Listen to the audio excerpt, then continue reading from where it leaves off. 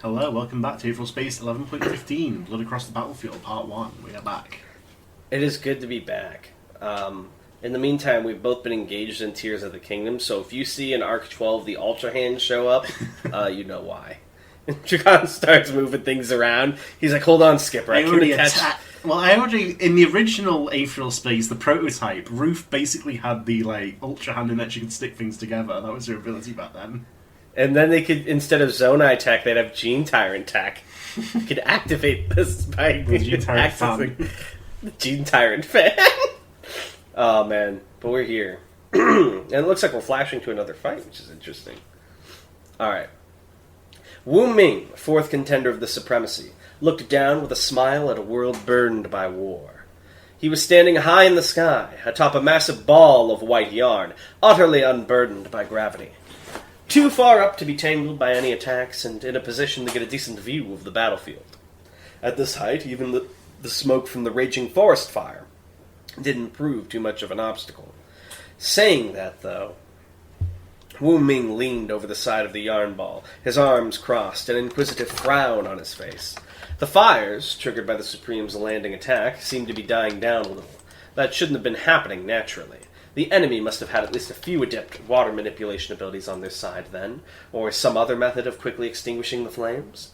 That didn't mean they were out of the woods. The fire wasn't the only thing coming for them, after all. Karen's Forest of Sin had spread out in a relatively straight line towards the pyramid, the ugly thing crawling across the landscape. No doubt Karen herself was in there somewhere, riding her ability all the way to the finish line. Ming couldn't help but smirk. If that was what she was thinking, then she'd certainly be disappointed. A secondary cloud of smoke, blood red, had emerged from the pyramid, forming a gaseous barrier against the forest's advance.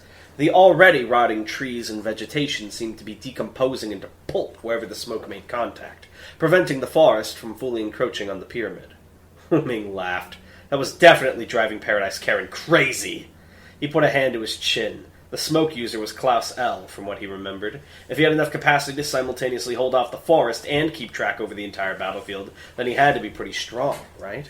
Then again, maybe the fact that L was so busy already meant he wouldn't be able to divert anything else for combat. So he probably wouldn't be a fun fight. Ordinarily, Wu Ming wouldn't want to bother with a boring fight, but in this case he didn't have much of a choice. His usual modus operandi was to remain above the battlefield like this, keep watch for a while, then use an Aether Ping to pin down the worthwhile opponents. In this case, though, he couldn't do that. That white fog, the one spreading out from the pyramid in all directions, was irritating. Not only did it serve as an Aether Ping for Klaus L, it also served to block any other Aether Pings inside itself. Wu Ming couldn't track anything within that smoke.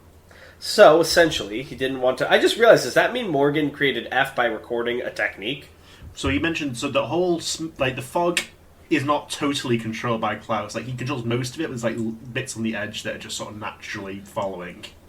So he was at the very edge of the fog when they were fighting? He was recorded the bits that weren't already being controlled. Gotcha. So, essentially, he didn't want to fight Klaus L because it would be boring, but to find an interesting fight, he had to get rid of Klaus L first. Oh, but he really didn't want to. Well, he had a secret technique for occasions like this, too. Wu Ming put a finger to the communicator in his ear. "Hey, Hellhound," he said. The artificial growl of the third contender came back as expected. "What?" 1 million statter if you kill Klaus L for me." "No." Wu Ming frowned. 1 billion? What? How much money can Wu Ming... Hold on. That pisses me off. He doesn't spend much money. Why would he go from million to billion, though? He does not know the value of money. Tan, I want you... Alright, you know what? Never mind. I understand that it's a big difference. He does not know the value of money. Alright, fine. The Hellhound ended the call, and Wu Ming could only grin. What a funny guy. The Hellhound, Enrico Garza, was probably the only contender who was actually in it for the paycheck. He'd been a mercenary before becoming a contender, and he still had that mindset. If there wasn't any money in it for him, he probably wouldn't even get up in the morning.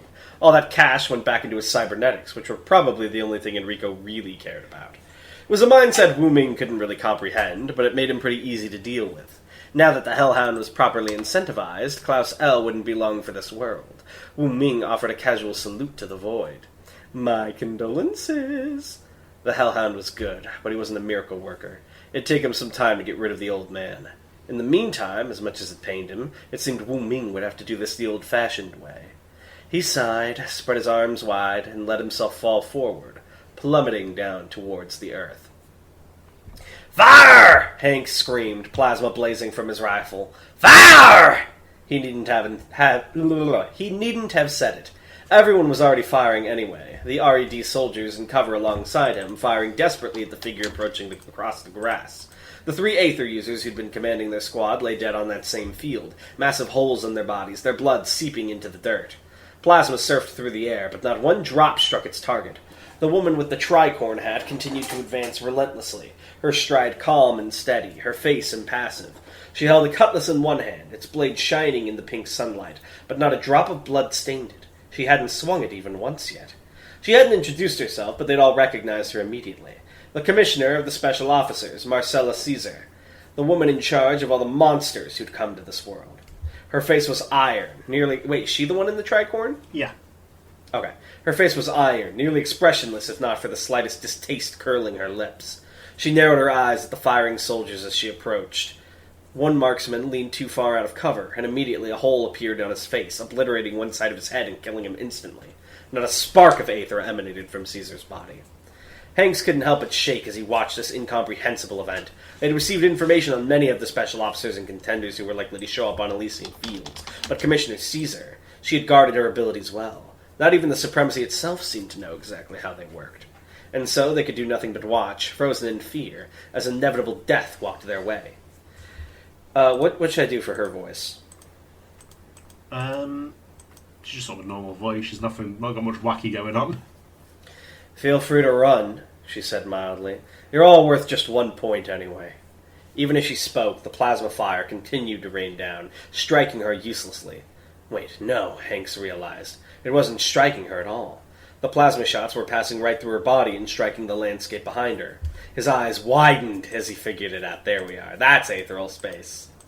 "Intangibility!" He turned his head to call out to his comrades and bang! No, he didn't get to pass on his message. Mr. Joestar, please figure it out.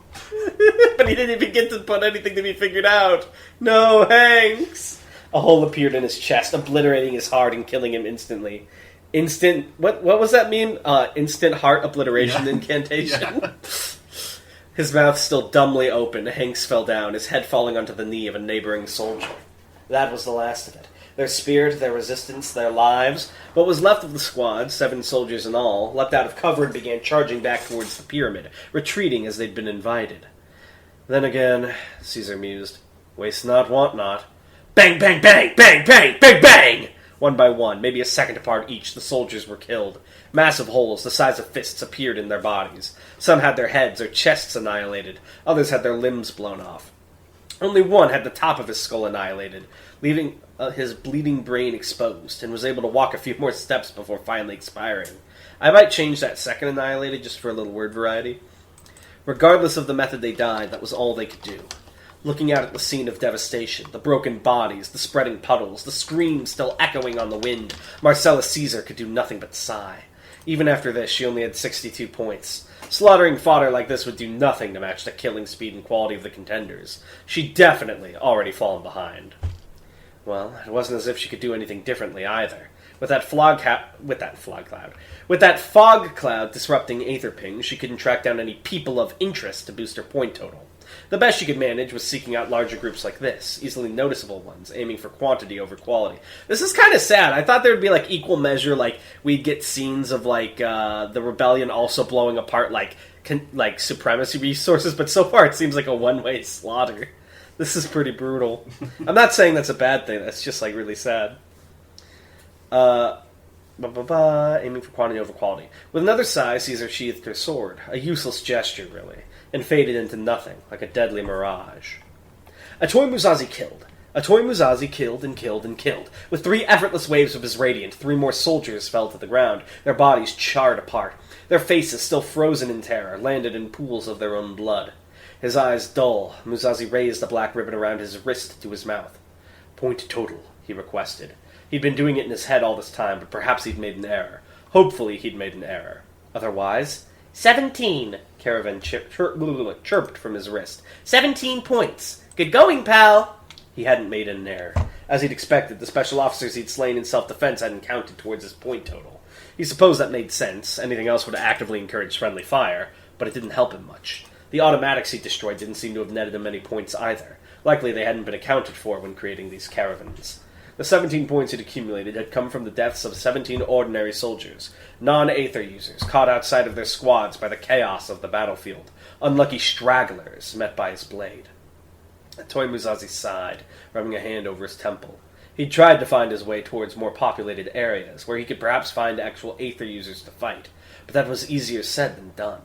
This ever-present fog reduced visibility dramatically, and even prevented his Aether ping from releasing. He was as good as blind. I'm surprised he was willing to kill non-Aether users so casually just for points. Well, the enemy Musashi. Musashi.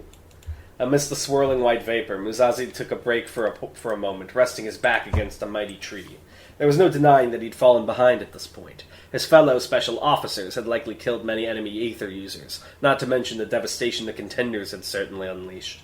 If things continued like this, there was no way he'd earn the Supreme's favor. Playing catch-up at this point was a fool's errand.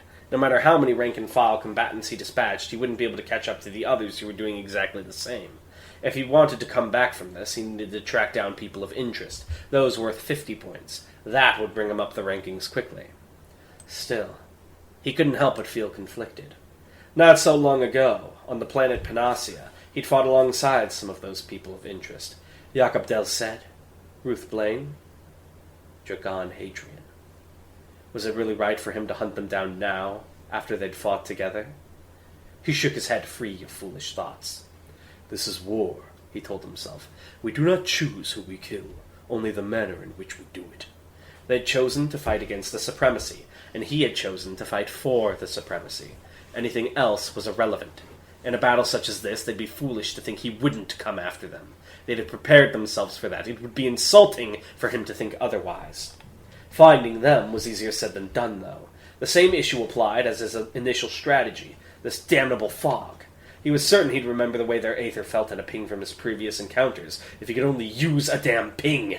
They imply, like, finding people of interest. Do people... Because I know who the people of interest are, but, like, can they detect... Do they know what their unique Aether signature is? Or if you encountered them before, usually... Aether? It's been mentioned before, it's almost like people's Aether feels different, so if you're familiar with them, you could find them.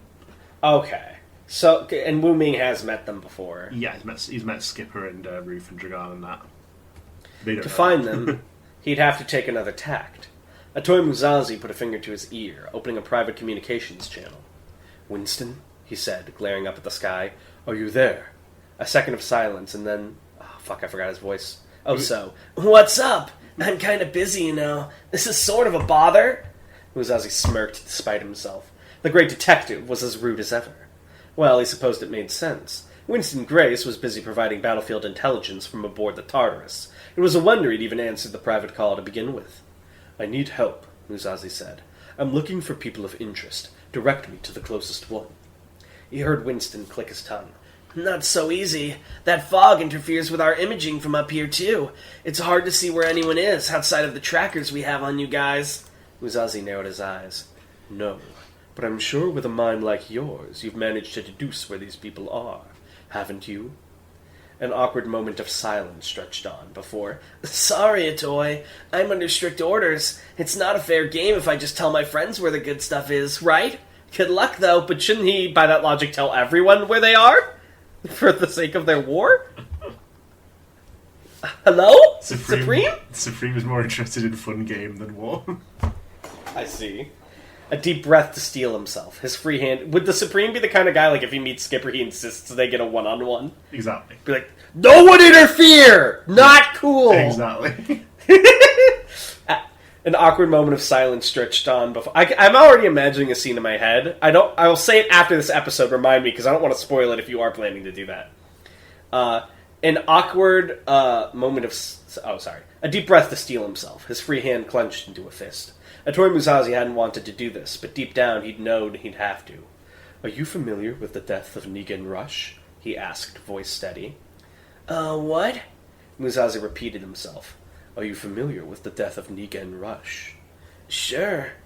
Why? From what I understand, there's something of a mystery regarding what happened to his body. Musashi went on. A lot of disagreement. Am I right about that? Winston chuckled awkwardly. Well, yeah. A lot of people in my line of work have theories. I do too, but... I know where Negan Rush's body is, Musashi said coldly. I'll tell you the location right here and now, unless you give me the information on the people of interest. I love that because he hates being spoiled! Oh, that's good. The words felt alien on Musashi's tongue, but he spoke them without hesitation.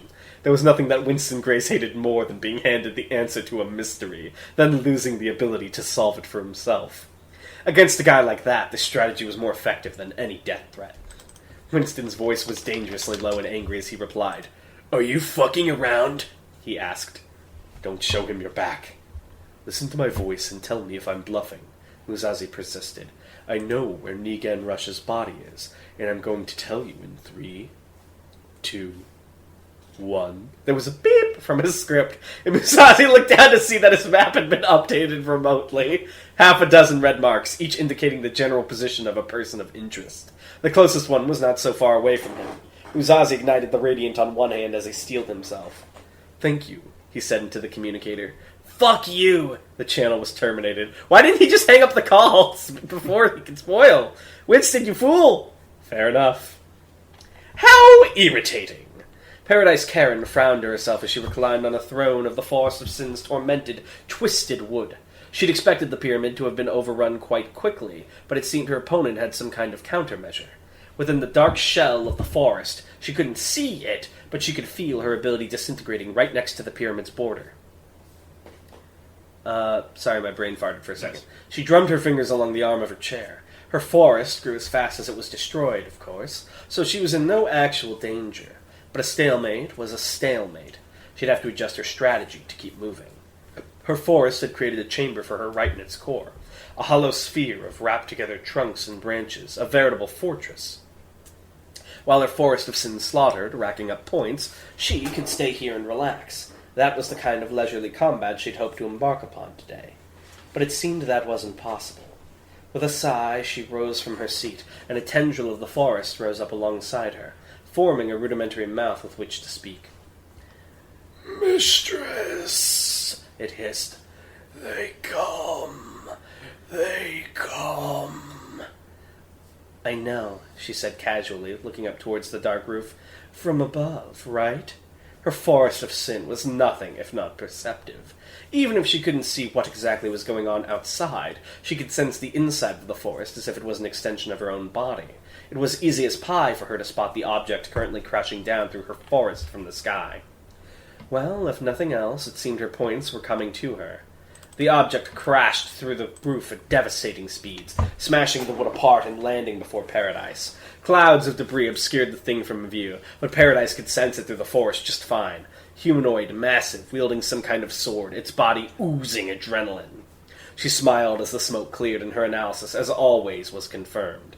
The thing was like a bipedal tortoise, its shell nearly pitch black, the pale arms and legs absurd with muscle. Its face... it's... New World Order. I fixed it for you. Its face glared down at her, reptilian features warped into humanity. Twin antlers protruding from the sides of its head.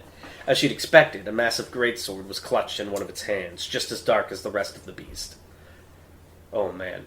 Belias Halel, the thing grunted, voice bedrock low. The cardinal beast's called Belias of the Black. I have come to kill you. Paradise raised amused eyebrows.